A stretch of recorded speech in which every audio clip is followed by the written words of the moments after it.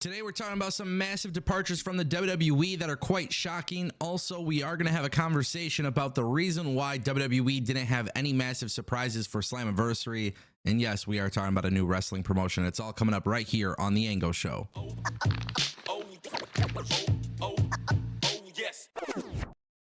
Welcome back to the Ango Show, ladies and gentlemen. Let's talk about Scott D'Amore's new wrestling promotion because it looks like we have some more to discuss, really. PW Insider has reported that Maple Leaf Wrestling has applied to trademark Maximum Pro Wrestling and Max Pro.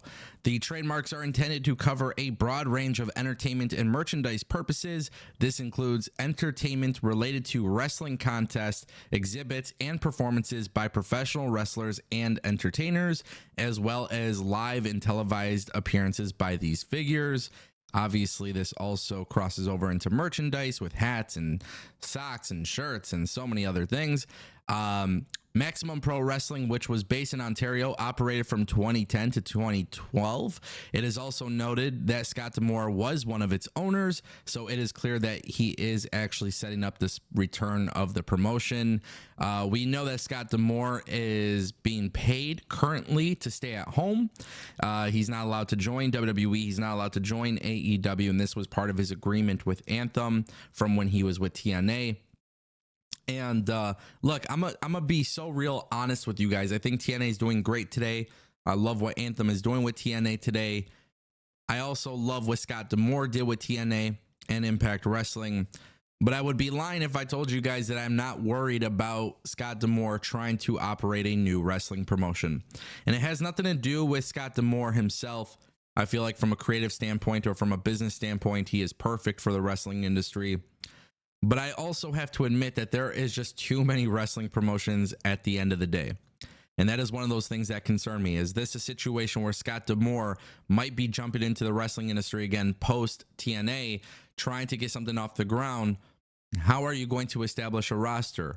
You know, and yes, there is a huge demand for pro wrestling these days.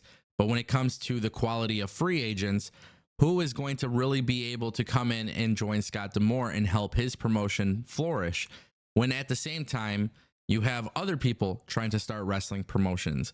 And when you have other people trying to start wrestling promotions and you have all this other stuff going on and there's all these other little companies, there might be too many fish in the sea and it just might make it a little bit more difficult. I do want to see him do great things.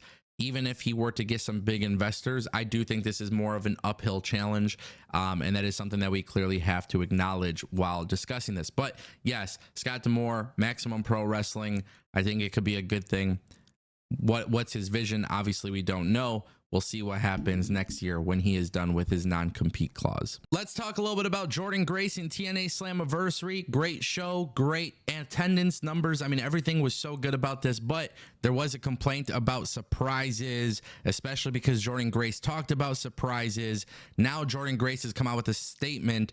She says she does apologize for the lack of surprise. Could have never predicted a global tech outage canceling thousands of flights. Several wrestlers, including my husband, could not make it. I regret trying to hype the show with that statement. Sorry, guys. She talked about this on Twitter. Obviously, this is something that we need to acknowledge. We have to acknowledge that TNA did not have any WWE surprises. And I don't even look at it as like a bad thing because I thought the show was good. But one of the things that I literally talked about earlier in the week was that, hey, you got to be careful how you hype up surprises because if they don't happen, it will lead to a bad reaction. And if you guys watch that video, you know exactly what I'm talking about because now here we are, and that is exactly what is happening. Now, to be fair, it's not really Jordynne Grace's fault because I do think there is a lot of truth to the tech outages that were really, really, really a big deal for everybody. I mean, there's a lot of people who were going into work. They couldn't even use their computers. Banks weren't working. Obviously, the flights and all these things just, it was a huge, massive outage. And, you know, in the United States, I know a lot of people who were trying to travel, who were trying to work, and they were impacted by this. It doesn't mean that wrestlers are excluded, right? The WWE, TNA, AEW, like travel issues were a thing for everybody. And obviously it kind of happened last minute to the point where it's not like people could just easily drive 10, 12 hours and make it in time. And that is something that you do have to understand as well. So that's the reason why TNA didn't have big surprises for Slammiversary. But at the same time, too, let's acknowledge how good Slammiversary was.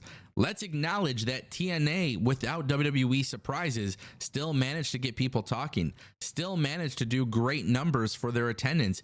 And at the end of the day, they still managed to make people happy by actually having an unpredictable main event. Some people may not agree with Joe Hendry losing, but at the same time, too, there is a bigger story and a bigger picture that is there. So yeah, Nick Nemeth, formerly known as Dolph Ziggler, won the championship.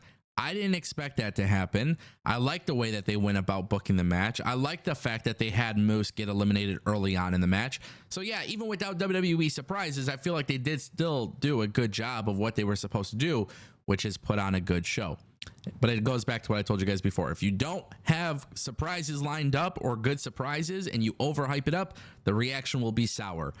Not to defend TNA here, but at the same time, too, nobody really predicted this huge outage that we experienced this past weekend, which was probably the biggest in American history. So that is something to obviously keep in mind. And that brings us to our final topic of today, WWE massive departures. Absolutely shocking. Very, very crazy to even think that this is happening. PWN has been coming out with some great news. Fightful Select has also chimed in. But basically, this is what you guys need to know. The internal roster in WWE no longer shows Bobby Lashley, MVP, and Tamina. They're no longer listed on the internal roster. Fightful Select did report that Lashley's contract is up soon. We know that Lashley hasn't really been doing much in the company. We know MVP recently was being outspoken on Instagram about the company dropping the ball on the Hurt Business. I covered that in a previous video. But the idea that Bobby Lashley and MVP are no longer in the company or will not be in the company is absolutely mind-boggling to me. I also think it is kind of crazy that Tamina, because we just talked about this coincidentally, we were talking about Tamina not being in the company, but she was doing other stuff backstage. And for some reason, now we know that she will not be in the company either. Then today, there was some updates that PW Insider revealed, which was that a contract offer was made by the WWE to Bobby Lashley. It just wasn't one that immediately made him jump to sign. Lashley has strongly considered seeing what he would be worth out on the market, which is completely fair. That's the purpose of free agency. Even if he absolutely loves and adores WWE, you would be foolish to not see what you're worth. So that makes sense. But then something else kind of got brought up today. And I really want to give credit to Sean Ross Sapp for this tweet because I feel like this perfectly indicates what I want to say. I was there the day that Bobby Lashley returned to WWE in 2018. So let me just make that very clear. I saw it. I was very happy about it. Obviously, different regime. But let's make it perfectly clear. We can sit here and debate Bobby Lashley and whether the WWE dropped the ball or not. But the one thing you need to remember, he's a two-time WWE champ, two-time Intercontinental champ, two-time US champion, Andre the Giant Battle Royale winner, and he formed the Hurt Business. And basically, Sean Ross Sapp mentioned this. All of this happened in his most recent run, which is since 2018, and obviously he's in his mid-40s. Yes, we're not going to sit here and pretend that WWE fumbled Bobby Lashley. I'm not going to do that. Statistically, that is not true. It's important that we acknowledge it's not true, but it is important that we acknowledge that clearly somewhere along the way, WWE, Triple H, creatively had nothing for this guy.